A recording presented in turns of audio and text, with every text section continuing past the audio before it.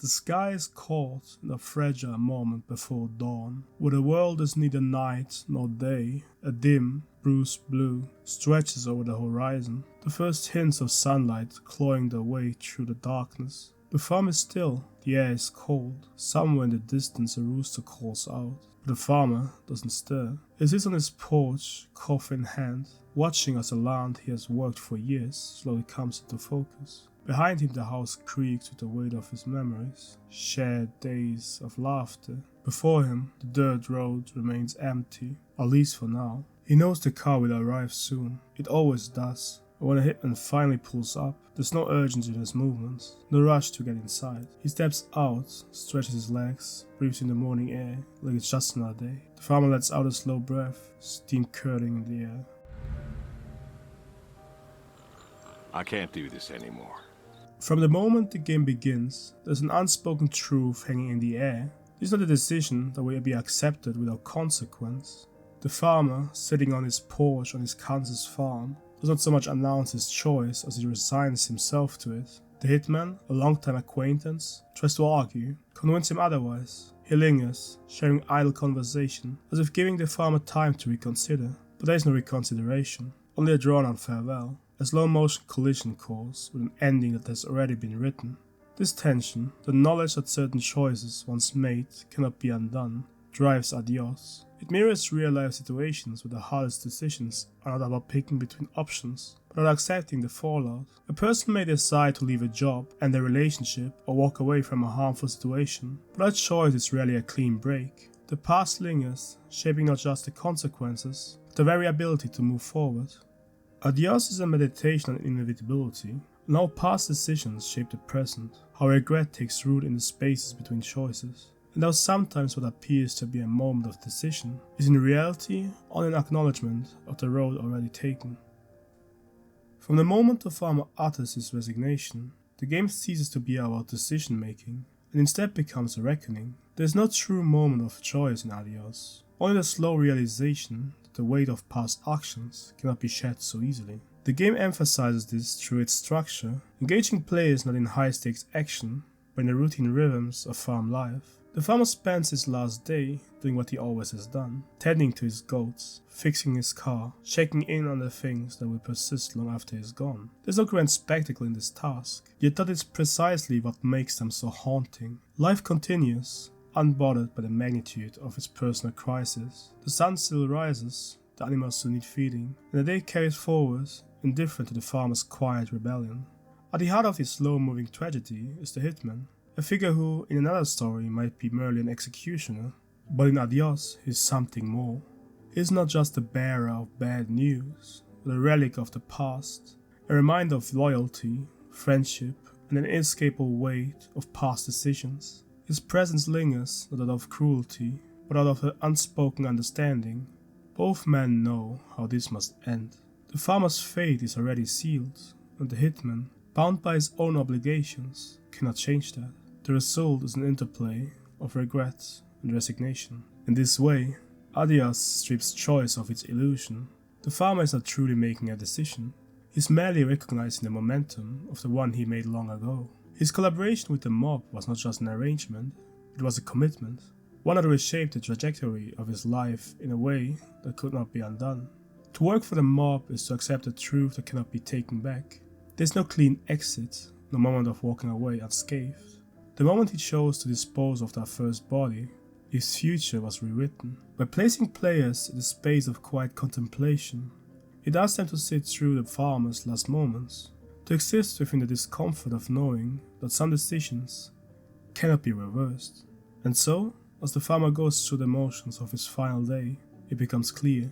His story is not one of agency, but of acceptance. He's not choosing to leave, he's merely acknowledging that he was never truly free to stay.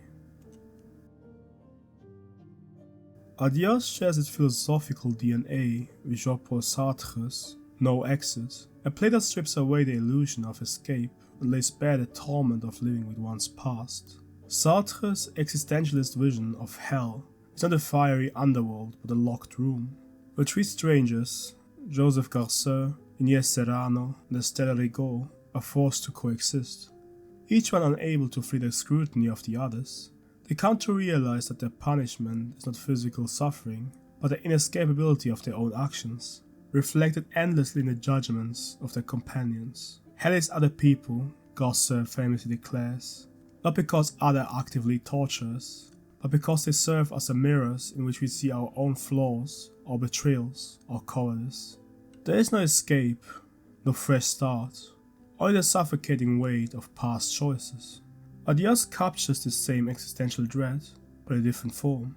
The pig farmer, like Sartre's characters, is trapped, not in a literal room but in the life he has built for himself. His decision to quit working for the mob is not an act of liberation, but an acknowledgement of something he has long known.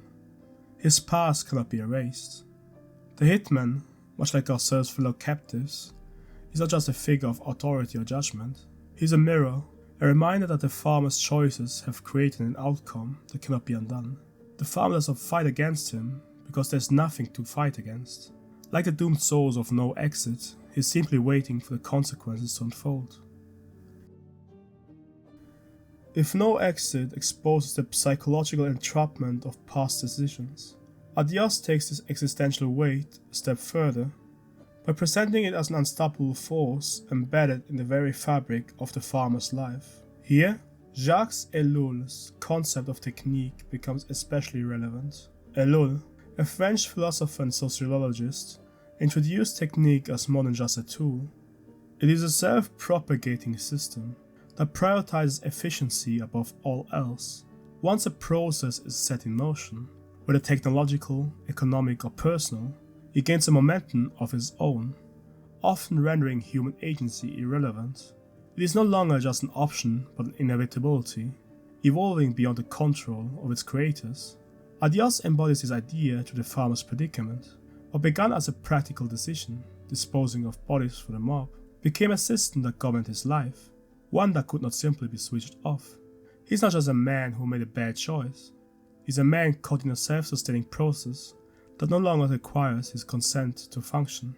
This is where Adios offers a devastating critique of free will. Ellul argued that modern individuals often believe they are free while being deeply constrained by the systems they have constructed. The farmer's dilemma encapsulates this perfectly. On the surface, he is making a decision to leave the mob, but that decision is not his alone. The structures surrounding him, from the criminal network that enforces loyalty to the economic realities that first led him to his life, have already shaped the outcome. Even had he never engaged with the mob, would he have truly been free, or would another force, poverty, labor, isolation, have defined him in another way? The farmer's final day is filled with these unspoken questions. As he goes about his routine, completing mundane tasks, there is a tragic realization embedded in each moment. These tasks will persist even when he's gone. The farm will remain, the animals will still need care, the world will not stop for his suffering, nor will it recognize his attempt to reclaim his autonomy.